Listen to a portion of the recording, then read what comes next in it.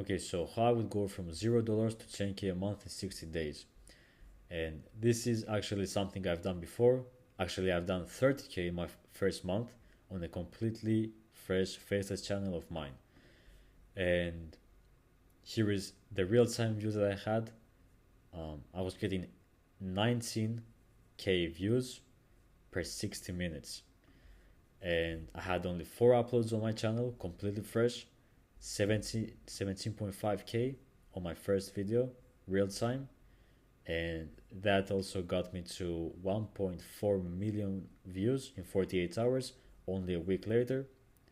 And you can see here, I was getting 1 million views, 110, 100, 93, 21, 12 in 48 hours.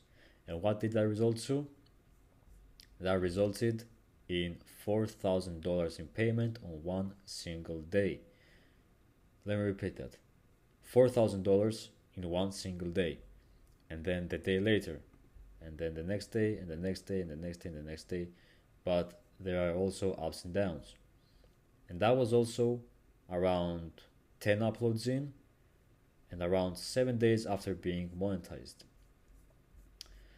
So I got the channel to $144,000 in total revenue before we exited the channel around here.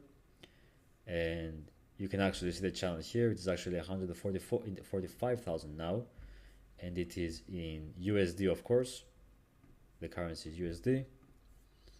And here we have it. So here is the roadmap that I used to do this. What my first step was is I found a niche that was getting millions of views from the top channel, but somehow had very little competition. Now, why does this happen? Why did this happen? Because you often see channels that are getting many views and they quickly become saturated. Someone on Twitter leaks it or someone finds it and more people get into it, or if it's too easy, many people get into it, and you should keep that in mind. It will surprise you that many guys in the faceless YouTube business are too scared to try out niches, and that is exactly the reason why this niche wasn't being tried out. Because what I find out is that many people in the faceless YouTube business are too scared to try out the niches, particularly because they think it is either too hard of a niche, which is not the case most of the time. They either think that it is demonetizable, which sometimes it is true, but you can always pitch the editing a bit so that it becomes more friendly to YouTube. And the next thing would be because they don't think the ROI is that high for them to try it out, and so they hop onto the next niche. So you should understand that, and this should be your competitive edge. So I capitalized on it after doing a deep research, and I got into it ASAP. So the roadmap that I used, what I did with this channel to blow it up like crazy. I didn't agree with what most gurus said, that you have to be first in a niche to succeed. This is also a common misconception that many people in the YT space are telling, that you should be the first one, you should find a niche as quickly as possible, and you should, if a niche is kind of saturated, you should not try it. And while that is true at some point, what you should also understand is that you can always outcompete the top guys by doing some things that many people don't actually know. So what did Tim Cook from Apple say? Tim Cook, which is the CEO of Apple, said, "We don't want to be the first. We don't want to innovate. What we want to do is be the best." And that is completely true when it comes to YouTube as well, but only in some cases. Now, what he means by that, and what I mean by saying that you can apply it to YouTube, is that many of the top guys, what they are lacking is good editing, but good editing doesn't always result in many views. So if a guy is getting like tens of thousands of views or millions of views with very bad editing, that should be your competitive advantage to basically make the editing better while keeping the same ideas as him. So what that means is you basically have a better packaging than him, while also keeping the same idea like him. So the viewers will most likely be more satisfied with you, which will ultimately boost your video exposure, because YouTube values viewer satisfaction and not all this CTR and AVD stuff that most are saying. And while they are true, YouTube satisfaction is the number one metric that YouTube takes into account if the viewer leaves satisfied. So this also applies in some cases because you can't really compete with really established channels. So for example, if a channel has been around for like 7 to 10 years and the niche has been around for 7 to 10 years, then yes, it is saturated and you should likely not try it out. Now, how I completely crossed my competition. I did one upload basically every 3 days, while my competition was doing one upload every week or every 2 weeks or so. And how I did this to outcompete my competitors was pretty simple, because I was seeing that even with one upload every 2 weeks, they were getting millions of views. What that signaled is that viewers are actually hungry for their content. Viewers are waiting to see their videos like crazy.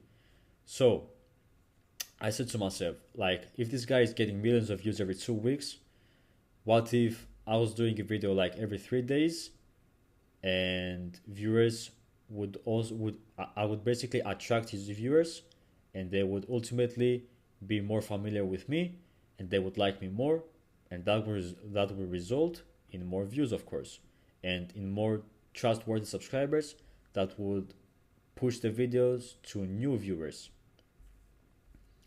So that was also something that I did, which played a huge part also in making that first 30K in my first month, because I had more of a digital real estate on my YouTube channel. Then I 10x the quality of the videos while also keeping the editing pretty simple. So another thing that you should be that you should also know with YouTube is that, like I told you before, if you can find a niche that doesn't have that much quality and you up the quality while also keeping the editing pretty simple and not wasting too much of a time, then I guarantee you that you will get results no matter what, because the viewers will leave satisfied from you. Then the production of a video literally took me from start to finish like 5 hours. That was also huge, and it played a part this in this point which I made before, that I was uploading one video every 3 days, because also the editing was pretty simple along with the script writing and thumbnails. So yeah, that resulted in 3 videos every week, which was perfect. Now about the ideation, I literally copied every video idea of theirs, because you don't have to reinvent the wheel with YouTube, especially at the start. At the start, you should copy their ideas. We can already see what people are dying for. We can already see what their viewers want to see. We have the data from their channels before we have the data from our own channel. So after getting insane traction, you can also, of course, come up with your own ideas, only if you have the data from your own channel later on. So what that means is, once you get traction on your channel and you get consistent viewers, you can analyze how your viewers respond by analyzing the retention rate, the thumbnails, and so, and then you can combine them all and come up with your own ideas. So that gets me ultimately to here, which is the roadmap I would use now to go from $0 all the way to 10K in 60 days. So I think 60 days is pretty a realistic point to make 10K in YouTube revenue. I think it's realistic if you find the right niche, because you can see that I did it here and I did 30K in my first month. So it ultimately comes down to a niche, to be honest. So I would find a really good niche and not some AI bullshit, especially now, because we've all seen what has happened with the AI content, with all the inauthentic demonetizations going on. So I go on and I find a channel that I know people are already massively watching. For example, Doctor Insanity, which is a pretty established channel. We all know the crime niche. So I find the channel like this and I go to his most popular video. I click on it, I copy the link of the video, and I open incognito, like I mentioned here, incognito tab. You open incognito, you paste the link, and you go to the video.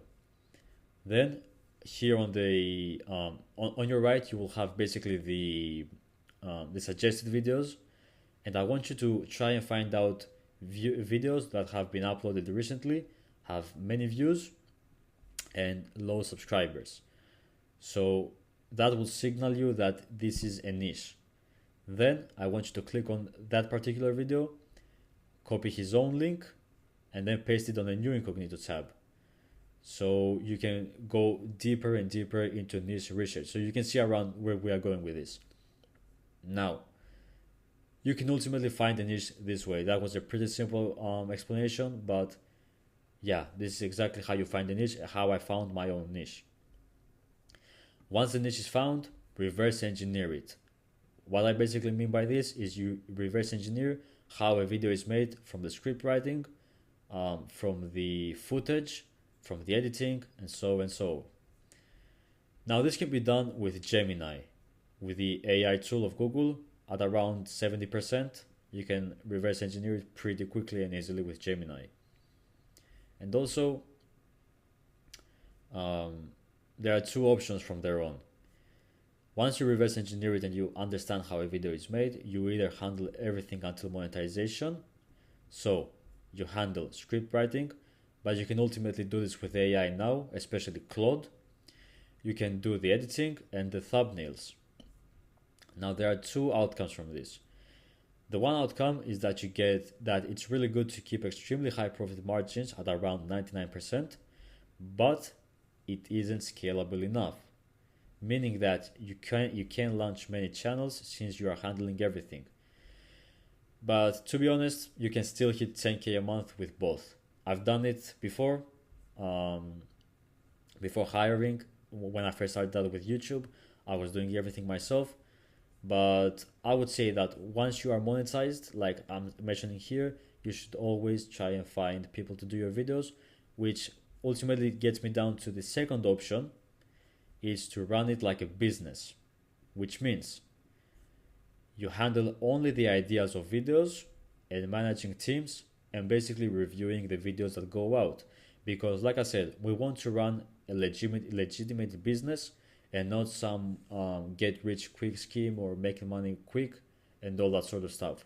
We are running a legitimate YouTube business and we want to keep profits for the long term. So you only handle the ideas of videos and managing the teams, and you outsource the $3 per hour tasks to VAs that work for very cheap. So that means the editing, the thumbnails, because would you say that these are the tasks that would make you the most money, or the ideas, or are the ideas in the niche more important? Because I would say with my own experience that finding a proper niche and the proper idea is actually worth more than doing the videos yourself. So this is pretty good because it is extremely scalable and you can launch 2 channels per week. So imagine you launch 2 channels per week, which means around 8 channels per month. Now let's say in 2 months you get around 4 channels monetized, and on those 4 channels you're making $2,000. So you're making 8k per month pretty easily,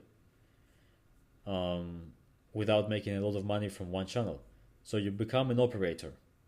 You are making the decisions in YouTube that actually matter.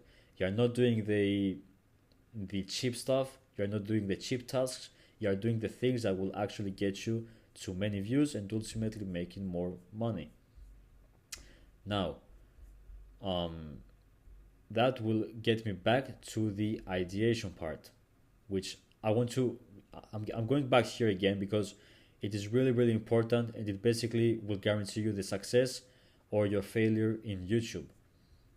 Now, what I did and what I also instruct you to do is copy your competitors' titles. And please be careful with this because I don't know why people are not doing it. I think it's because they are afraid to copy their titles or something like that. But you should definitely, especially at the very start, copy your competitors' titles with caution. Though there is some caution. How do you go about doing this the right way? Is that you copy your competitors' titles and you only change one word. Let's say we have this video, which is when dumb Karens try to attack cops, and I want to do a video on the same topic, and I want to change it. So I would do when dumb Karens, let's say, try to fight cops. So that changed only one word while keeping the idea pretty simple. But again, this niche is too saturated. So I'm giving you an example of a low saturated niche that you should do it in a low saturated niche. So yeah, you can see how I just changed one word. Now here, when the suspect is smarter than the detective, I would do when the suspect tries to outsmart the detective. So we can see that tries to works, so we use it here. Tries to outsmart the detective. So that's how you copy competitors' titles, and sometimes even the thumbnail. And I probably shouldn't say this, but in this channel, I basically copied my competitors' thumbnails too. And what I mean by copying is that I downloaded every thumbnail of his and used it on my channel, again with caution, because YouTube can understand it. And how you surpass it is that you put the thumbnail in Photoshop or in Canva, and you basically pitch the brightness and the contrast of it so that YouTube doesn't really match it with someone else's thumbnail. So with the titles, once you analyze the patterns, like I showed you before, you combine the ideas to create new ones. And this can be done with AI, but you should also use your brain along with it. So what I mean by this is that you should understand the patterns of a channel like this, feed it to AI, and then it gives you titles. But I don't want you to basically just copy the titles from AI and then use it to YouTube. What I want you to do is also use your own YouTube skills, because at the end of the day, the number one thing that will get you to making money and operating like a business is using your own mind and understanding YouTube as a whole and the algorithm and all that sort of stuff. So the AI doesn't ultimately understand these things, and here's where your own brain comes into play. And the thumbnails are pretty simple, and I've already discussed it. Is you see what works for your competitor and just do the same. You again reverse engineer it, like I tell you here, and you can also use Gemini to understand where the thumbnail comes from. So, for example, if I want to find out where this thumbnail comes from, this particular about dumb currents, I would download the thumbnail, feed it into Gemini, and tell it find me the exact video where the footage comes from, the thumbnail footage. And because Gemini has so large of a database, especially on YouTube, it can find it pretty quickly, which leads me to the point that Gemini is the best AI tool for YouTube, especially because it is Google's. So Google owns YouTube, and it owns, of course, Gemini. So what that means is if you want to reverse engineer and understand where footage comes from, or understand how a video should be structured, you should always get advice from Gemini, because Gemini has literally information on every YouTube video, which means it is trained than literally every one of us, from me, from you, and from every person alive. So Google Gemini is the best AI tool, and you should use it for understanding how a video is made, finding footage, and doing deep research. So that was the exact roadmap that I would use to go to 10K in 60 days. Find a niche, find your competitive advantage in that niche, do videos either yourself until you hit monetization, and then you scale by finding cheap VAs, and or you either run it like a business like we are doing, so we can scale and launch 2 channels per week, so we can ultimately be a real business operation on YouTube. So that was it. I hope you've actually learned something from here, and let me know. Bye bye.